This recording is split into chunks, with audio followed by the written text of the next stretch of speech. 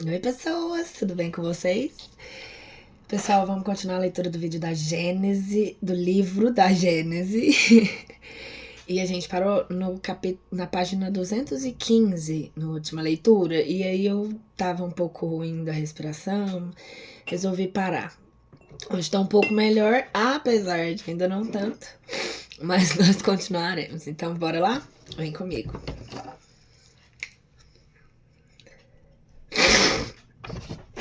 Eu vou reler um pouco do parágrafo a partir do último vídeo para a gente conseguir acompanhar a leitura a partir de agora. O mesmo se dá com o Sol. A gente estava falando sobre... Vou voltar um pouco mais. A gente estava falando sobre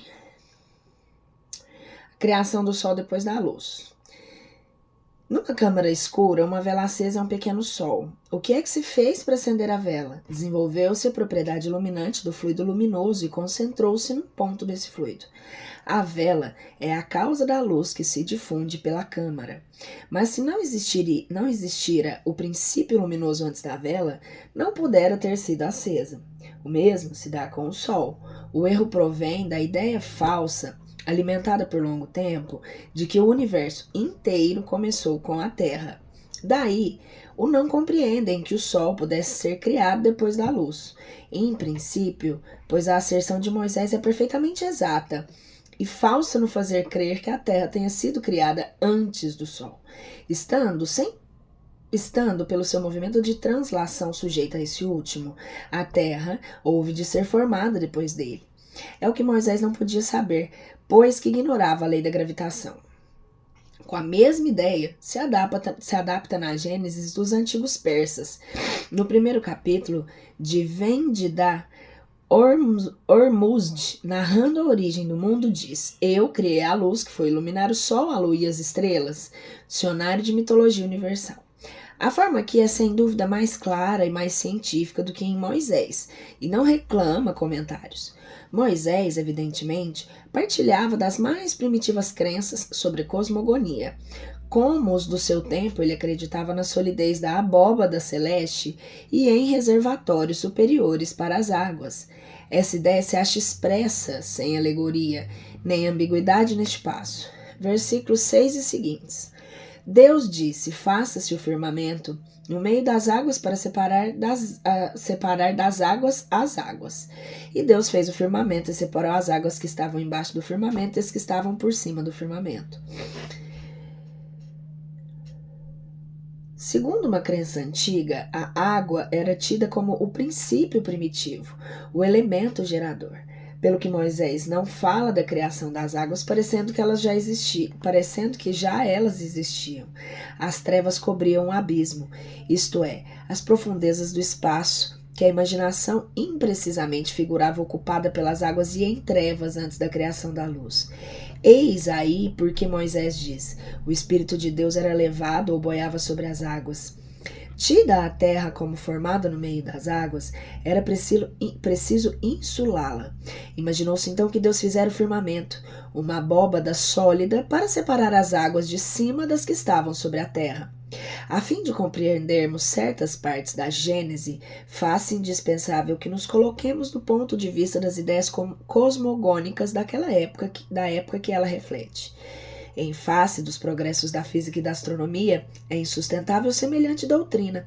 Entretanto, Moisés atribui ao próprio Deus aquelas palavras. Ora, visto que elas exprimem um fato notoriamente falso, de duas uma. Ou Deus se enganou na narrativa que fez da sua obra, ou essa narrativa não é de origem divina. Não sendo admissível a primeira hipótese, forçoso é concluir que Moisés apenas exprimiu suas próprias ideias. Ele se ouve mais acerto dizendo que Deus formou o homem do limo da terra. A ciência, com efeito, mostra que o corpo do homem se compõe de elementos tomados à matéria inorgânica, ou por outra, ao limo da terra.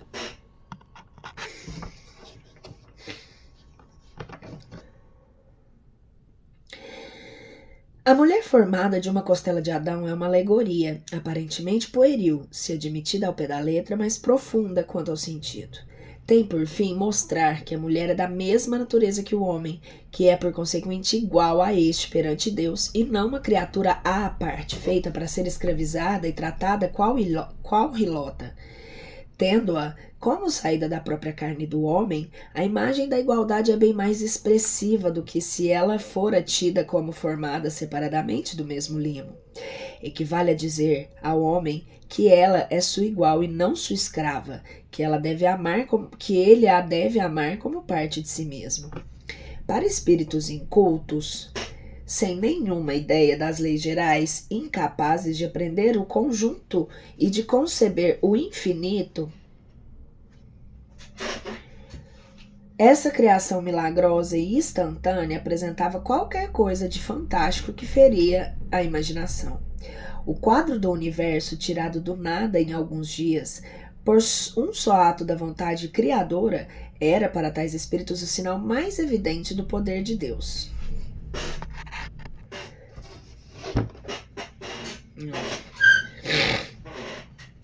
Que configuração, com um efeito mais sublime e mais poética desse poder do que a que essas palavras trazem. E Deus disse, faça-se a luz, e a luz foi feita. Deus, a criar o universo pela ação lenta e gradual das leis da natureza, lhes houvera aparecido menor e menos penoso... Perdão, vou reler aqui. Deus, a criar o universo pela ação lenta e gradual das leis da natureza, lhes houvera aparecido menor e menos poderoso. Fazia-se-lhes indispensável qualquer coisa de maravilhoso que saísse dos moldes comuns. Do contrário, teriam dito que Deus não era mais hábil do que os homens. Uma teoria científica racional da criação os deixaria frios e indiferentes. Não rejeitemos, pois, a Gênese bíblica. Ao contrário, estudemo-la como se estuda a história da infância dos povos. Trata-se de uma época rica de alegorias, e o seu sentido oculto se deve pesquisar, seu sentido oculto se deve pesquisar, que se devem comentar e explicar com o auxílio das luzes e da razão da ciência. Fazendo, porém, ressaltar as suas belezas poéticas e os seus ensinamentos velados pela forma imaginosa, cumpre-se-lhe apontem expressamente os erros no próprio interesse da religião. Esta será muito mais respeitada quando esses erros deixarem de ser impostos à fé como verdade, e Deus parecerá maior e mais poderoso quando não lhe envolverem em nome de fatos de pura invenção.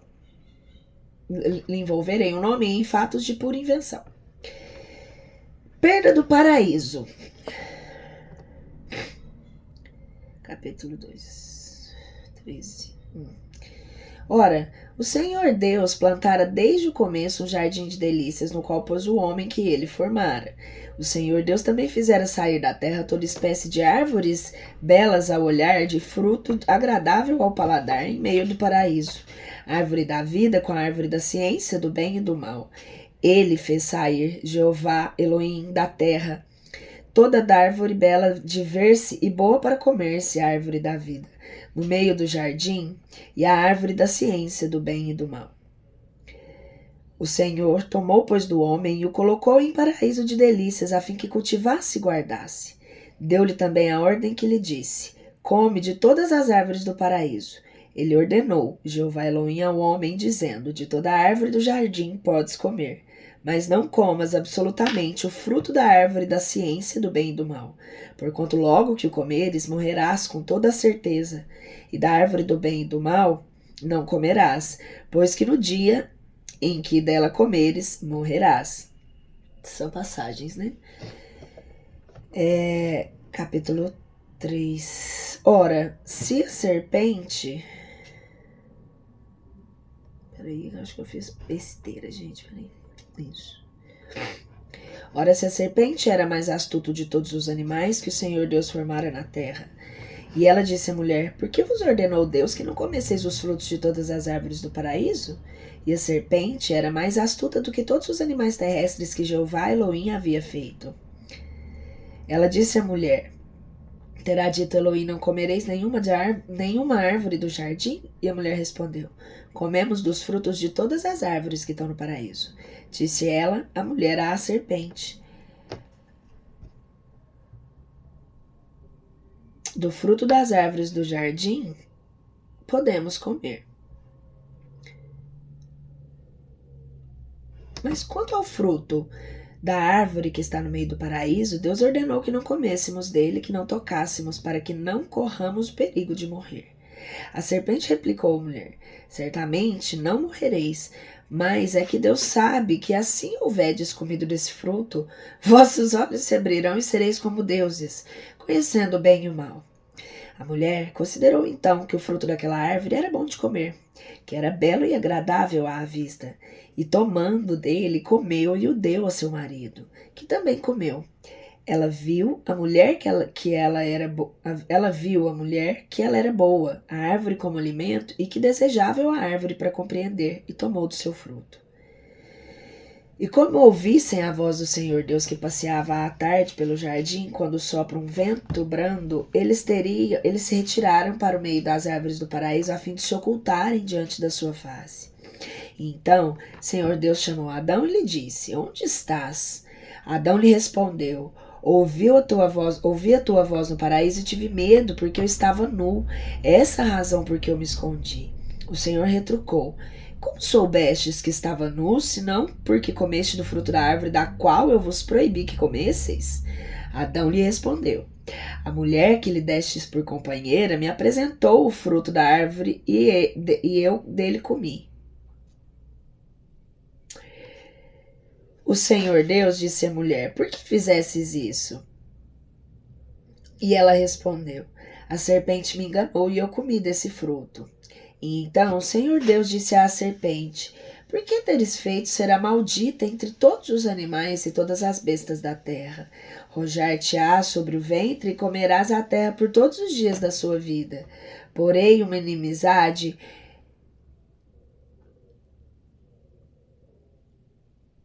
entre ti e a mulher, entre a sua raça e a tua. Ela te esmagará a cabeça e tu tentarás morder-lhe o calcanhar.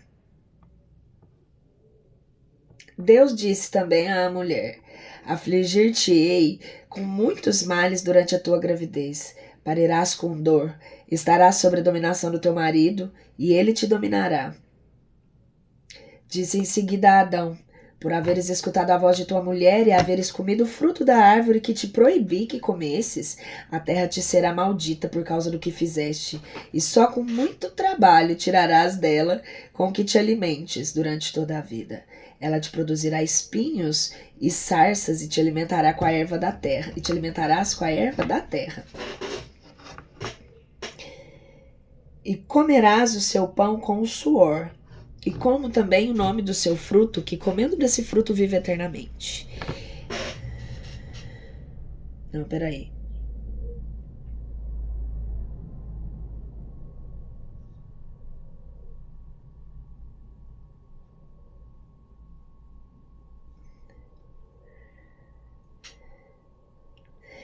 Comerás o pão com o suor do teu rosto até que voltes à terra de onde foste tirado, porque és pó e em pó te tornarás.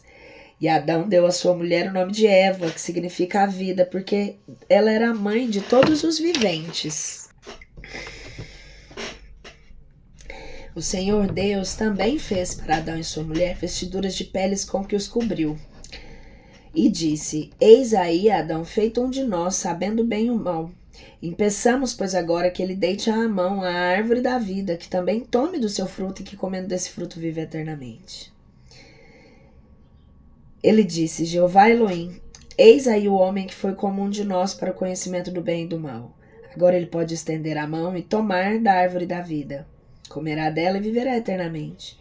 O Senhor Deus o fez sair do jardim de delícias a fim de que fosse trabalhar no cultivo da terra de onde ele fora tirado. É um Deus malvado, né, nessa Bíblia. Desculpa, gente, não é deboche, claro, com todo respeito, mas é a minha opinião. Né? Então a gente tem que compreender o que essas palavras estão dizendo. Que não é aqui o caso, agora a leitura. A gente pode fazer uma coisa depois. Espera aí, eu perdi, tinha que perder aqui. Isso é bom que a gente dá uma retomada.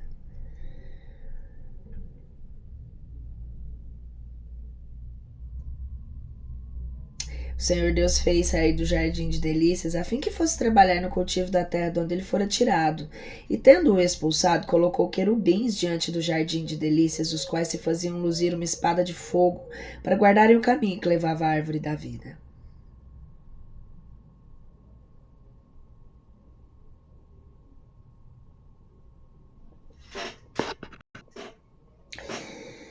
Sobre uma imagem pueril e às vezes ridícula, se nos ativermos à forma, a alegoria oculta frequentemente as maiores verdades. Haverá a fábula mais absurda à primeira vista de que a de Saturno, o deus que devorava pedras,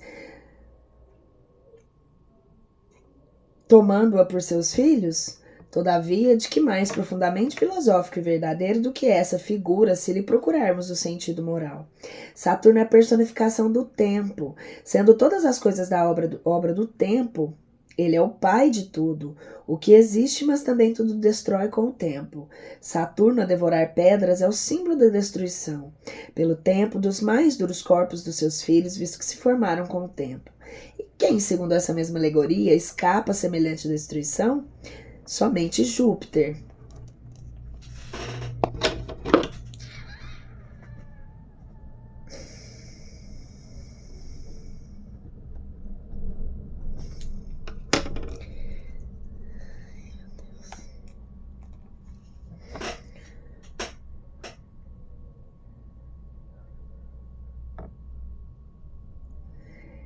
Símbolo da inteligência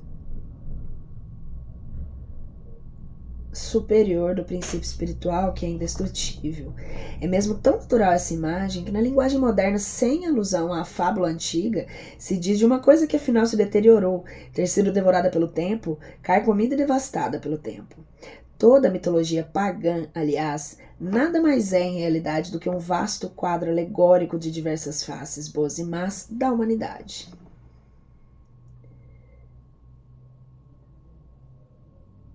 Para quem lhe busca o espírito, é um curso completo da mais alta filosofia, como acontece com as modernas fábulas. O absurdo estava em tomarem a forma pelo fundo. Com outro tanto, se dá com a Gênese, onde se tem que perceber grandes verdades morais debaixo das figuras materiais que, tomadas ao pé da letra, seriam tão absurdas como se em nossas fábulas tomássemos em sentido literal as cenas e os diálogos atribuídos aos animais. Adão personifica a humanidade, sua falta individualiza a fraqueza do homem, em que predominam os instintos materiais que ele não sabe resistir. A árvore, como árvore de vida, é o emblema da vida espiritual.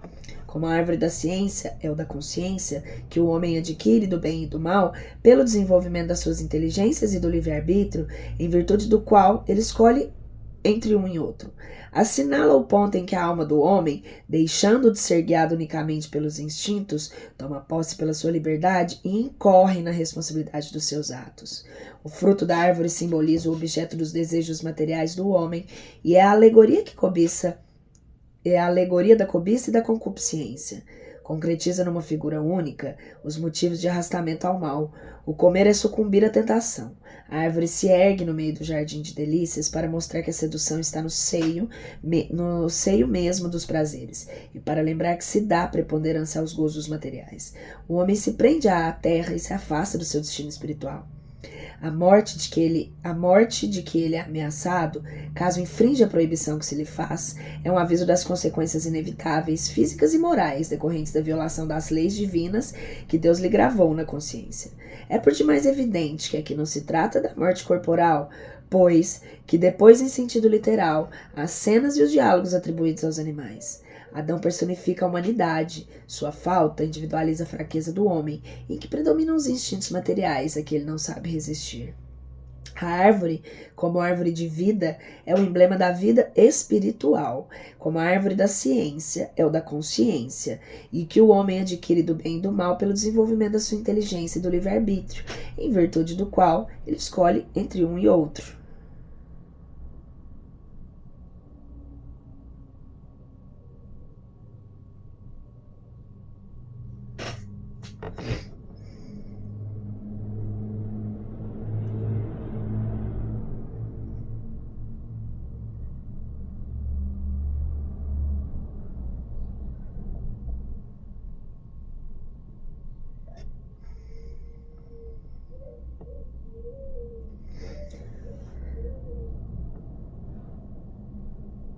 Assinala o ponto em que a alma do homem, deixando de ser guiado unicamente pelos instintos, toma posse da sua liberdade e incorre na responsabilidade dos seus atos.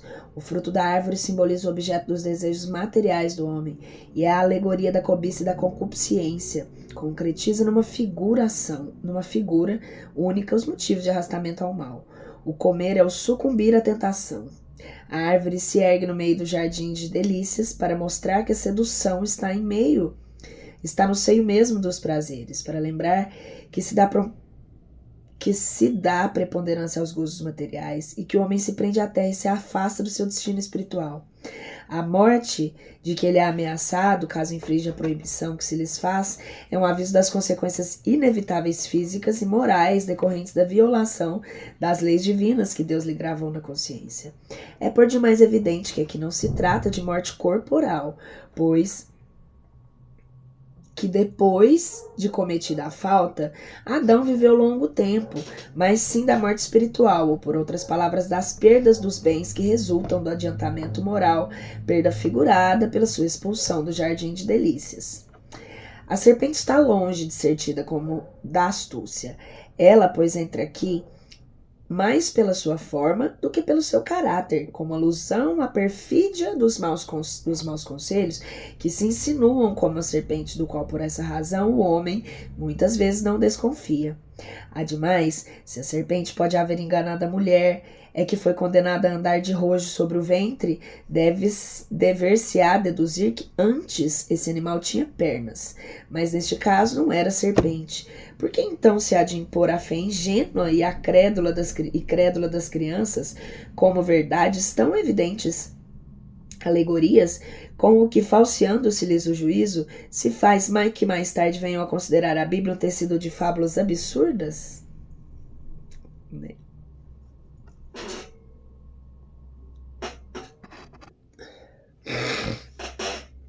Deve-se, além disso, notar que o termo hebreu nahash, traduzido por serpente, vem da raiz nahash, que significa fazer encantamentos, adivinhar as coisas ocultas, podendo significar encantador, adivinho. Com essa acepção, ele já é encontrado na própria Gênesis, capítulo 44, versículos 5 e 15. A propósito da taça que José mandou esconder no saco de Benjamim, a taça que roubaste é a em que meu senhor bebe e de que serve para adivinhar. Ignoras que não há quem me iguale na ciência de adivinhar. No livro Números 23, capítulo 23, versículo 23, olha que interessante, não há encantamento em Jacó e nem adivinhos em Israel. Daí o haver palavra nahash, tomado também a significação de serpente, réptil, e que os encantadores tinham a pretensão de encantar, ou de que se serviam em seus encantamentos. A palavra nahash, não é porque é com nossa, só foi traduzida por serpente na versão 70, os quais, o segundo Hutcherson, corromperam o texto hebreu em muitos lugares. Versão essa escrita em grego antes do segundo século da era cristã. As suas inexatidões resultaram sem dúvida das modificações que a língua hebraica sofrera no intervalo transcorrido, porque porquanto o hebreu do tempo de Moisés era uma língua morta, que diferia do hebreu vulgar, tanto quanto o grego antigo e o árabe literário diferem do grego e do árabe modernos. É, pois, mais provável que Moisés tenha apresentado como sedutor da mulher o desejo de conhecer as coisas ocultas, suscitado pelo espírito de adivinhação, que concorda com o sentido primitivo da palavra nahash, adivinhar. E, por outro lado, com essas palavras, Deus sabe que, logo que houverdes comido desse fruto, vossos olhos se abrirão, e sereis como deuses. Ela, a mulher, viu que era cobiçável a árvore para compreender e tomou do seu fruto. Não se deve esquecer que Moisés queira proscrever entre os hebreus a arte da adivinhação praticada pelos egípcios, como prova o haver proibido que aqueles interrogassem os mortos e o espírito Pitom. A passagem que diz: o Senhor passeava pelo jardim à tarde, pueril, que a crítica não deixou de assinalar, Mas nada tem que se surpreenda se nos reportarmos a ideia de que os hebreus dos tempos primitivos faziam de Deus. Para aquelas inteligências frustas, incapazes de conceber abstrações, Deus havia de ter uma forma concreta e eles tudo referiam à humanidade, como o único ponto que conheciam. Moisés, por isso, lhes falava como as crianças, por meio de imagens sensíveis. No caso que se trata, tem-se a personificada potência soberana, como os pagãos personificavam em figuras alegóricas as virtudes, os vícios e as ideias abstratas. Mais tarde, os homens despojaram da forma a ideia, do mesmo modo que a criança tornada adulta procura o sentido moral dos contos em que a acalentaram. Deve-se, portanto, considerar essa passagem como uma alegoria, figurando a divindade a vigiar em pessoa os objetos da sua criação. O grande rabino Vogue traduziu assim: eles ouviram a voz do eterno Deus percorrendo o jardim do lado de onde vem o dia. Se a falta de Adão consistiu literalmente em ter comido um fruto, essa falta não poderia incontestavelmente, pela sua natureza, quase que houverdes comido desse fruto, quase poderia justificar o rigor com que foi punida. Não se poderia tampouco admitir racionalmente que o fato seja qual geralmente supõe. Se o fosse, teríamos Deus, considerando-o irremissível crime, condenar a sua própria obra, pois que ele criara o homem para sua propagação.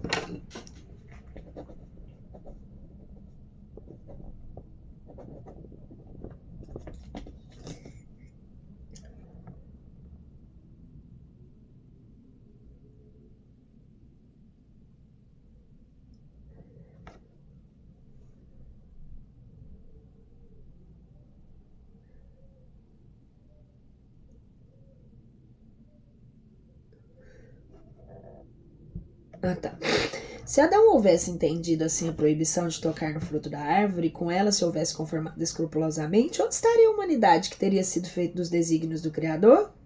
Deus não criara Adão e Eva para ficarem sós na terra. A prova disso está nas próprias palavras que ele dirige logo depois de ter formado, quando eles ainda estavam no paraíso terrestre. Deus os abençoou e lhes disse: crescei e multiplicai-vos, enchei a terra e submetei ao vosso domínio. Crescei e multiplicai-vos, enchei a terra e submetei a vosso domínio. Gênesis 1:28. Uma vez que a multiplicação era lei já no paraíso terrenal, a expulsão deles dali não pode ter tido como causa fato suposto. O que deu crédito a essa suposição foi o sentimento de vergonha que Adão e Eva se manifestaram ante o olhar de Deus, que os levou a se ocultarem. Mas essa própria vergonha é uma figura por comparação. Simboliza a confusão que todo culpado experimenta em presença de quem foi por ele ofendido. Qual então era, em definitivo, a falta tão grande que mereceu acarretar a reprovação perpétua de todos os descendentes daquele que a cometeu? Caim, o fraticida, não foi tratado tão severamente. Nenhum teólogo a pôde definir logicamente, porque todos os apegados à letra giraram dentro de um círculo vicioso. Sabemos hoje que essa falta não é um ato isolado pessoal de um indivíduo, mas que compreende sobre um único fato alegórico, o conjunto das prevaricações que a humanidade da Terra, ainda imperfeita, pode tornar-se culpada, e que resumem nisso a infração da lei de Deus. Eis porque a falta do primeiro homem, simbolizando este a humanidade, tem por símbolo um ato de desobediência. Dizendo a Adão que ele tiraria da terra a alimentação com o suor do seu rosto, Deus simboliza a obrigação do trabalho. Mas por que se fez o trabalho uma punição? Que seria da inteligência do homem?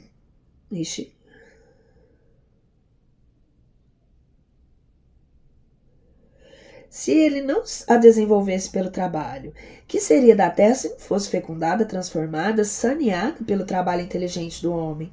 Lá está dito, em Gênesis capítulo 2, 5 e 7, o Senhor Deus não havia feito chover sobre a terra e não havia nelas homem que a cultivassem.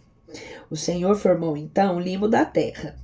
Essas palavras, aproximadas dessas outras, enchei a terra, provam que o homem, desde a sua origem, estava destinado a ocupar toda a terra e a cultivá-la, assim como, ademais, o paraíso não era um lugar circunscrito a um canto do globo. Se a cultura da terra houvesse de ser uma consciência da falta de Adão, erguer-se-ia Adão erguer-se-ia que, se Adão não tivesse pecado, a terra permaneceria inculta e os desígnios de Deus não seriam cumpridos. Porque disse ele à mulher que, em consequência de haver cometido a falta, pariria com dor. Como pode a dor do parto ser um castigo, quando é um efeito do organismo e quando está provado que é uma necessidade fisiológica? Como pode ser punição uma coisa que se produz segundo as leis da natureza?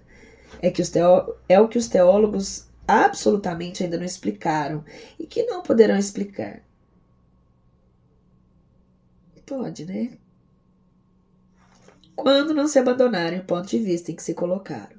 Entretanto, pode-se justificar aquelas palavras que não pode justificar-se aquelas palavras que parecem tão contraditórias. Notemos antes de tudo que se no momento de serem criados os dois, as almas de Adão e Eva, tivessem vindo do nada, como ainda se ensina, eles haviam de ser bisonhos em todas as coisas, pois haviam de ignorar o que é morrer. Estando sós na terra, como estavam, enquanto vieram no paraíso, não tinham assistido à morte de ninguém.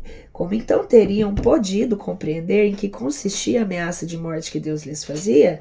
Como teria Eva podido compreender que parir com dor seria uma punição, visto que, tendo acabado de nascer para a vida, ela jamais tivera filhos e que era a única mulher existente no mundo?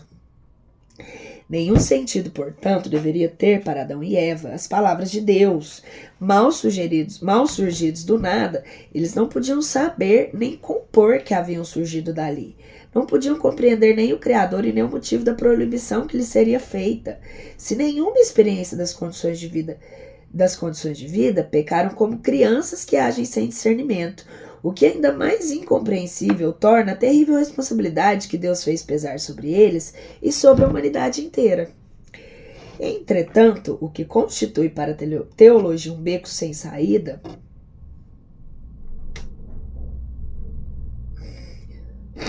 o Espiritismo explica sem dificuldade e de maneira racional pela anterioridade da alma e pela pluralidade das existências, lei sem a qual tudo é mistério e anomalia na vida do homem. Com efeito, admitamos que Adão e Eva já tivessem vivido tudo, logo se justifica. Já tivessem vivido e tudo logo se justifica. Deus não lhe fala como a crianças, mas como a seres em estado de o compreenderem e que o compreendem. Prova evidente de que ambos trazem aquisições anteriormente realizadas.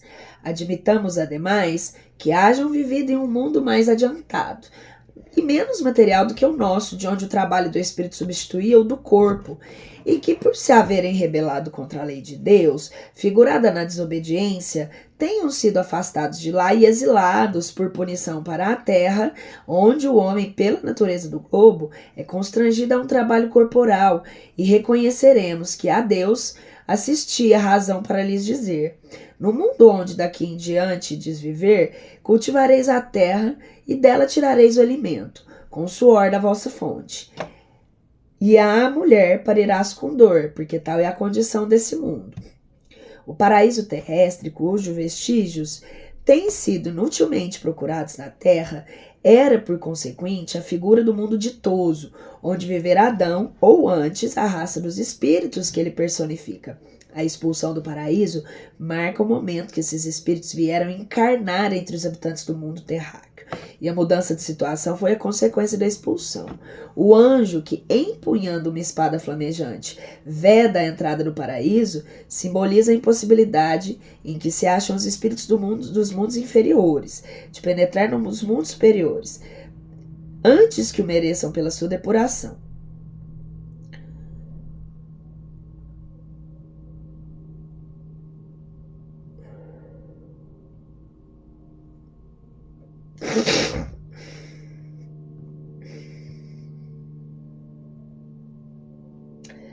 Veja-se adiante, capítulo 14, itens 8 e seguintes.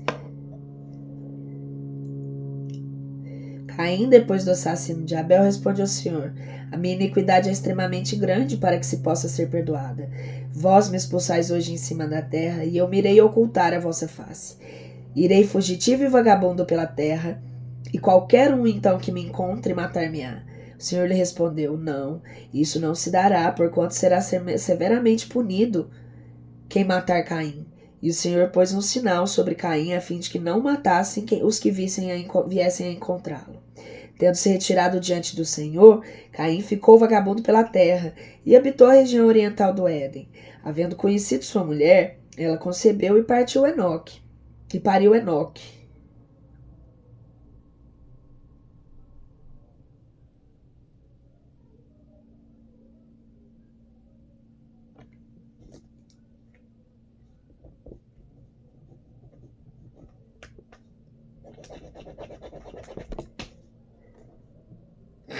Olha, Enoque, filho de Caim. Se nos apegarmos à letra da Gênese, eis as consequências que chegaremos. Adão e Eva estavam sós no mundo, depois de expulsos do paraíso terrestre. Só posteriormente tiveram os 2 filhos, Caim e Abel. Ora, tendo-se Caim retirado para outra região, depois de haver assassinado o irmão, não tornou a ver seus pais, que de novo ficaram isolados. Só muito mais tarde, na idade de 130 anos, foi que Adão teve um terceiro filho, que se chamou Sete. Depois desse nascimento, ele ainda viveu, segundo a genealogia bíblica, 800 anos e teve mais filhos e filhas. Essa genealogia da Bíblia me deixa confusa. Quando, pois, Caim foi estabelecer-se a leste do Éden, somente havia na terra 3 pessoas, seu pai e sua mãe, a ele sozinho do seu lado. Entretanto, Caim teve mulher e um filho. Que mulher podia ser essa e onde pudera ele desposá-la? O texto hebreu diz: ele estava construindo uma cidade e não, ele construiu o que indica a ação presente não ulterior. Mas uma cidade pressupõe a existência de habitantes, visto não ser de presumir que Caim fizesse para si sua mulher e seu filho, nem que a pudesse edificar sozinho. Dessa própria narrativa, portanto, se tem de inferir que a região era povoada. Ora, não podia sê-lo pelos descendentes de Adão, que então se reduziram a um só, Caim. Aliás, a presença de outros habitantes ressalta igualmente dessas palavras de Caim: serei fugitivo e vagabundo, e quem quer que me encontre, matar-me-á. E da resposta que Deus lhe deu: quem poderia ele temer que o matasse? Que utilidade teria o sinal que Deus lhe pôs para preservá-lo de ser morto, uma vez que ninguém iria encontrar? Ora, se havia na terra outros homens fora a família de Adão, porque quem foi a esposa de Caim que pariu Enoque? Perguntas e mais perguntas. Nossa, quero trocar esse óculos, não tô gostando dele mais.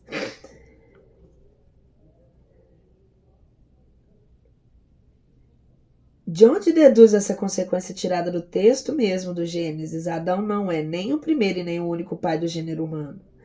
Eram necessários os conhecimentos que o Espiritismo ministrou acerca das realizações do princípio espiritual com o princípio material, acerca da natureza da alma, da sua criação em estado de simplicidade e ignorância, da sua união com o corpo e da sua indefinida marcha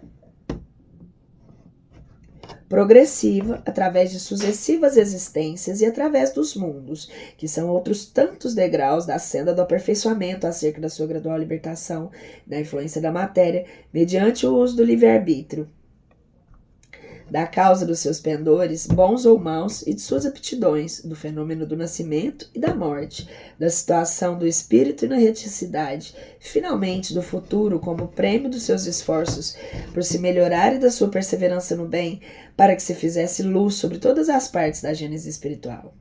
Graças a essa luz, o homem sabe doravante de onde vem, para onde vai, por que estás na terra e por que sofre. Sabe que tem nas mãos o seu futuro e que a duração do seu cativeiro nesse mundo unicamente dele depende.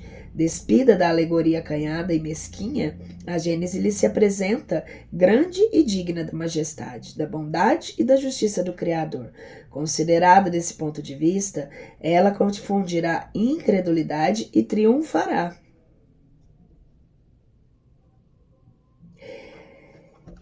terminamos aqui o capítulo sobre a Gênese. E agora nós vamos para uma segunda parte desse livro, onde fala os milagres segundo o Espiritismo. Então nós vamos do capítulo 13,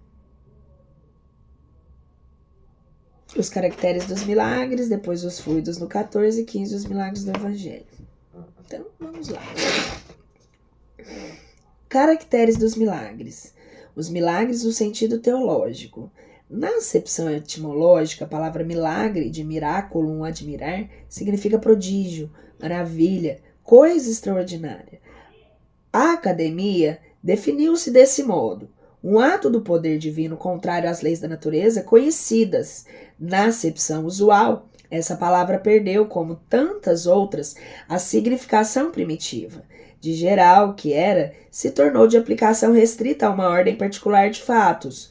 No entender das massas, o milagre implica a ideia de um fato extranatural. No sentido teológico, é uma derrogação das leis da natureza, por meio da qual se manifesta seu poder. Tal com efeito a acepção vulgar que se tornou o sentido próprio, de modo que só por comparação e por metáfora, a palavra se aplica às circunstâncias ordinárias da vida.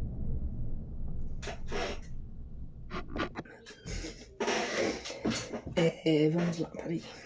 Eu perdi aqui que eu tive que fazer uma pausa. Na acepção usual, essa palavra perdeu, como tantas outras, a significação primitiva. De geral, que era, se tornou uma aplicação restrita a uma ordem particular dos fatos. No entender das massas, o milagre implica a ideia de um fato extranatural. No sentido teológico, é uma derrogação das leis da natureza, por meio do qual Deus se manifesta o seu poder. Por qual Deus manifesta o seu poder. Tal com efeito,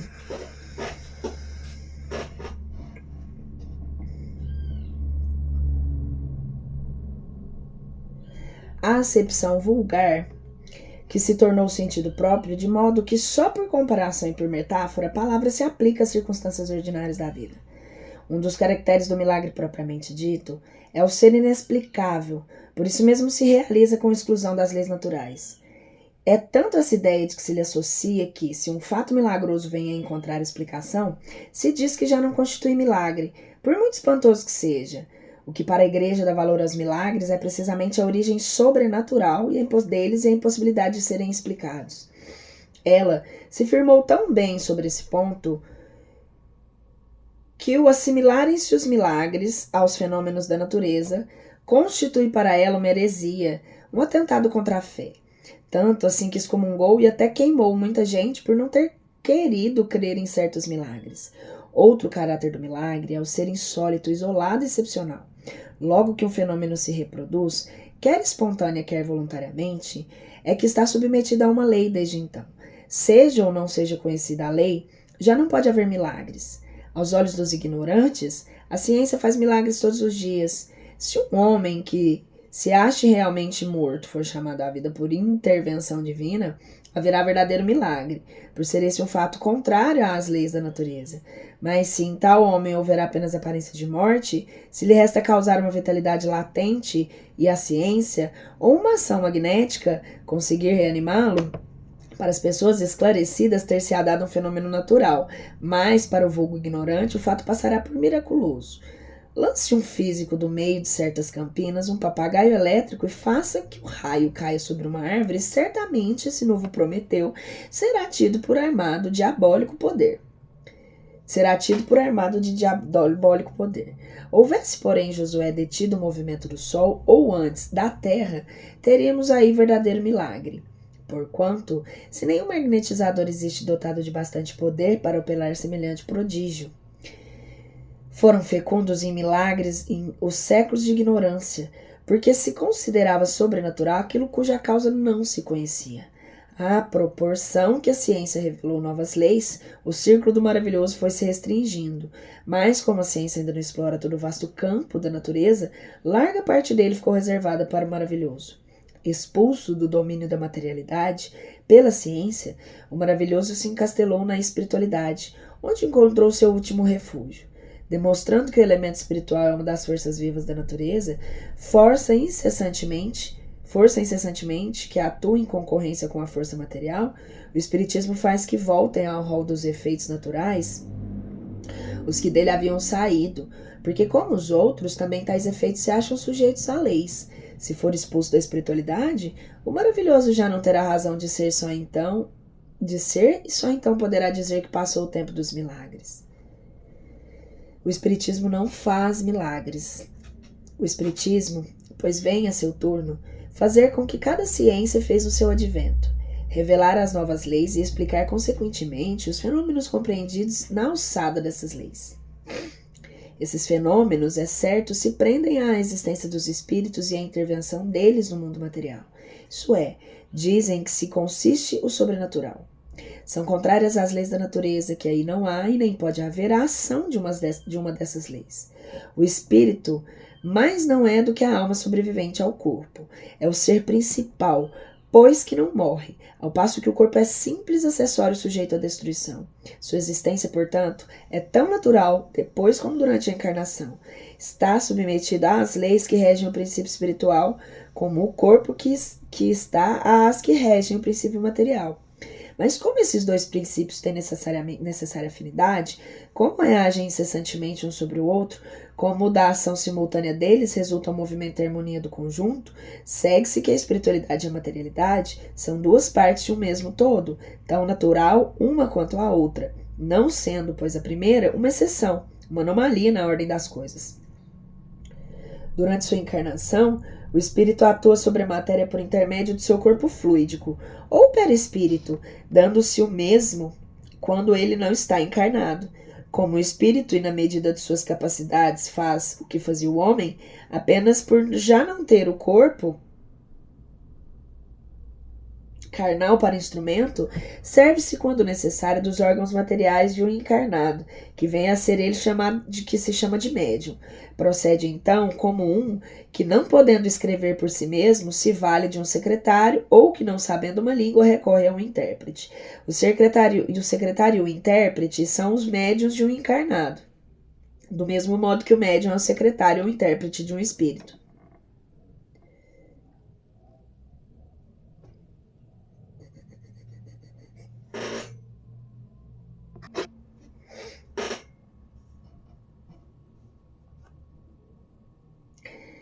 Já não sendo o mesmo que no estado de encarnação, o meio em que atuam os espíritos e os modos por que atuam, diferentes são os efeitos, que parecem sobrenaturais unicamente porque nos produzem com o auxílio de agentes que não são de que nos servimos.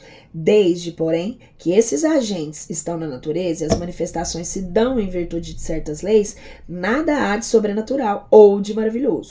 Antes de se conhecerem as propriedades da eletricidade, os fenômenos elétricos passavam por prodígios para certa gente. Desde que se tornou conhecida a causa, desapareceu o maravilhoso.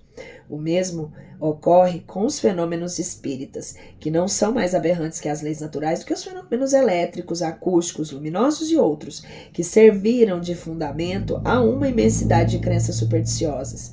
Entretanto, dir-se-á, admites que um espírito pode levantar uma mesa e mantê-la no espaço sem ponto de apoio. Não está aí uma derrogação da lei da gravidade? Sim, da lei conhecida. Conhecem-se, porém, todas as leis. Antes que se houvesse experimentado a força ascensional de alguns gases, quem diria que uma pesada máquina, transportando muitos homens, poderia triunfar da força de atração? Ao vulgo, isso não parecia maravilhoso ou diabólico? Aquele que houvera preposto há um século a transmitir a mensagem a 500 léguas e receber a resposta dentro de alguns minutos, teria passado por louco. Se o fizesse, teriam acreditado estar o diabo às suas ordens, porquanto então só o diabo era capaz de andar tão depressa. Hoje, no entanto, não só se reconhece possível fato, como ele parece naturalíssimo, porque, pois um fluido desconhecido careceria da propriedade de contrabalançar, em dadas circunstâncias, o efeito da gravidade, como o hidrogênio contrabalança o peso do balão? É efetivamente o que sucede no caso em que se trata. O Livro dos Médiuns, segunda parte, no capítulo 4.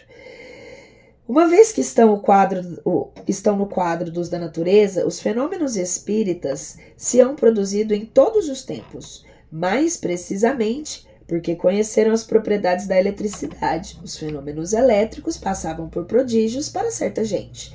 Desde que se tornou conhecida a causa, desapareceu o maravilhoso. O mesmo ocorre com os fenômenos espíritas, que não são mais aberrantes das leis naturais do que os fenômenos elétricos, acústicos, luminosos e outros, que serviram de fundamento a uma intensidade de crenças supersticiosas. Entretanto, dir-se-á, admites que um espírito pode levantar uma mesa e mantê-lo no espaço sem ponto de apoio? Triunfa das... Peraí, vou voltar aqui só um minutinho, que o asno que vos lê é uma evolução, mas assim, que...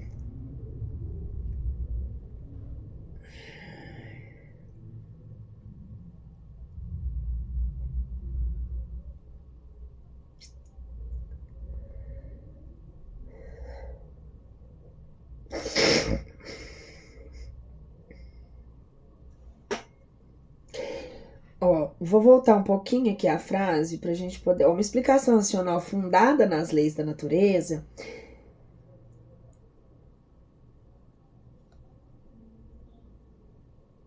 reconduzindo o homem ao terreno da realidade, fixa um ponto de parada aos transviamentos da imaginação. O destrói as superstições. Longe de ampliar o domínio do sobrenatural, o espiritismo restringe até os seus limites extremos e lhe arrebata o último refúgio. Se é certo que ele faz crer na possibilidade de alguns fatos, não menos certo é que, por outro lado, impede a crença em diversos outros, porque demonstra no campo da espiritualidade, a exemplo da ciência e no da materialidade, o que é possível e o que não é. Todavia, como não alimenta a pretensão de haver dito a última palavra, seja sobre o que for, nem mesmo sobre o que é da sua competência, ele não apresenta como absoluto regulador do possível e deixa de parte os conhecimentos reservados ao futuro. Os fenômenos espíritas consistem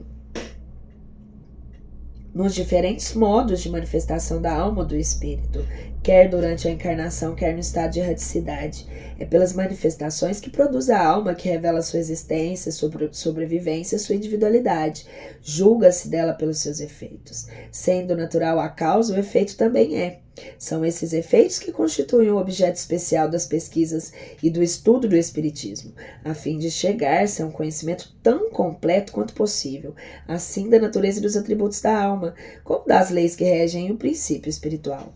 Para os que negam a existência do princípio espiritual independente, que negam por consequente da alma individual e sobrevivente, a natureza toda está na matéria tangível. Todos os fenômenos que se concernem à espiritualidade são para esses negadores sobrenaturais e, portanto, quiméricos. Não admitindo a causa, não podem eles admitir os efeitos, e quando estes são patentes, os atribuem à imaginação, à ilusão, à alucinação, e se negam a aprofundá-los. Daí, a opinião concebida em que se acastelam, o que torna inaptos a apreciar judiciosamente o espiritismo, porque parte do princípio de negação de tudo o que não seja material. Do fato, porém, de que o espiritismo admitir os efeitos, que são corolário da existência da alma, não se segue que admita todos os efeitos qualificados de maravilhosos e que se propõe a justificá-los e dar-lhes crédito, que se faça campeão de todos os devaneios, de todas as utopias, de todas as excentricidades sistemáticas e de todas as lendas miraculosas. Fora preciso conhecê-lo muito pouco para pensar assim. Seus adversários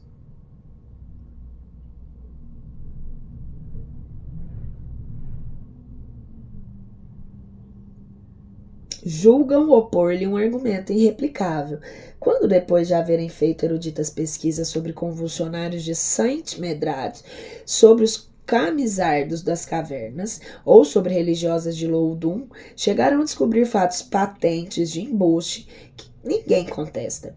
Mas essa história serão porventura o evangelho do espiritismo?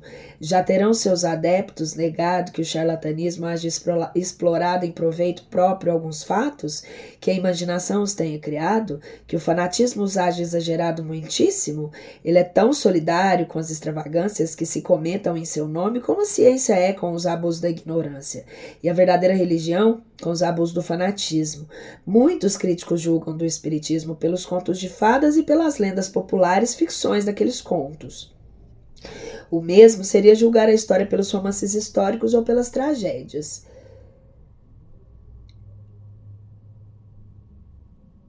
Os fenômenos espíritas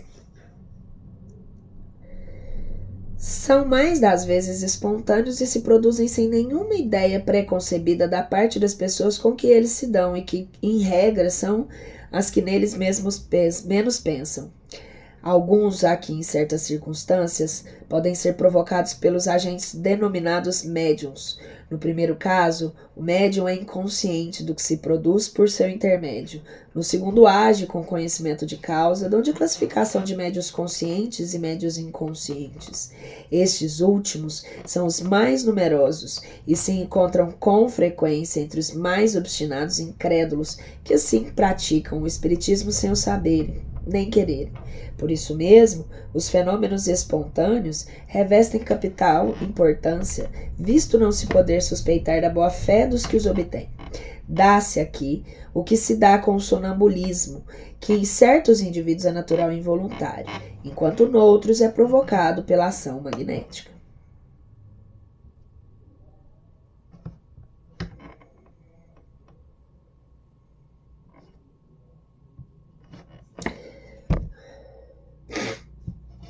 Resultem, porém, ou não esses fenômenos de um ato da vontade, a causa primária é exatamente e não se afasta uma linha das leis naturais. Os médiuns, portanto, nada absolutamente produzem de sobrenatural. Por consequente, nenhum milagre fazem. As próprias curas instantâneas não são milagrosas do que os outros efeitos, dado que resultam da ação de um agente fluídico, que desempenha o papel de agente terapêutico. Suas propriedades não deixam de ser naturais por terem sido ignoradas até agora. É, pois, totalmente impróprio o epíteto de taumaturgos que a critica ignorante dos princípios do espiritismo. Não há dado a certos médiuns. É qualificação de milagres emprestada por comparação a esta espécie de fenômenos somente pode induzir em erro sobre o verdadeiro caráter deles. A intervenção de inteligências ocultas dos fenômenos espíritas não os torna mais milagrosos do que todos os outros fenômenos devidos a agentes invisíveis, porque esses seres ocultos que povoam os espaços são uma das forças da natureza, força cuja ação é incessante sobre o mundo material, tanto quanto sobre o mundo moral.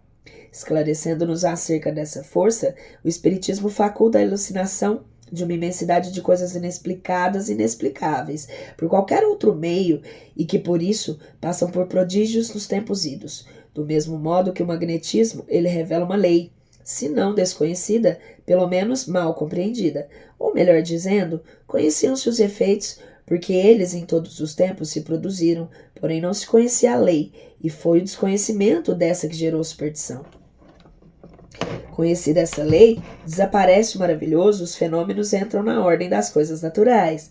Eis porque tanto operam o milagre e os espíritas quando fazem o Eis porque tanto operam o milagre os espíritas quando fazem que uma mesa se mova sozinha, ou que os mortos escrevam, como o milagre opera o médico, quando faz que um moribundo reviva, ou o físico quando faz que o raio caia. Aquele que pretendesse, com o auxílio dessa ciência, fazer milagres, seria ou um ignorante do assunto, ou um bom enganador de tolos, pois que o Espiritismo repudia toda pretensão às coisas miraculosas, e haverá fora dele milagres na acepção usual dessa palavra? Digamos primeiramente que dos fatos reputados milagrosos ocorridos antes do advento do Espiritismo e que ainda no presente ocorrem, a maior parte, se não todos, encontra explicação nas novas leis que ele veio revelar. Esses fatos, portanto, se compreendem, embora sob outro nome, na ordem dos fenômenos espíritas e como tais, nada tem de sobrenatural. Fique, porém, bem entendido que nos referimos aos fatos autênticos e não aos que, com a denominação dos milagres, são produtos de uma digna trampolinice, com o fito de explorar a credulidade. Tampouco nos referimos a certos fatos lendários que podem ter tido originariamente um fundo de verdade, mas que a superstição ampliou até o absurdo. Sob esses fatos é que o Espiritismo projeta luz, fornecendo meios de apartar do erro a verdade.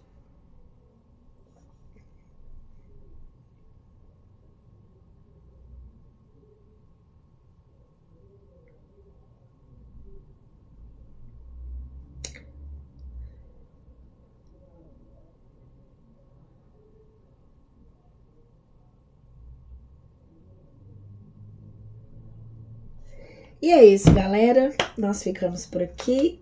Qualquer dúvida, estou à disposição. Só colocar um comentário aí abaixo. Até o próximo vídeo. Um beijo.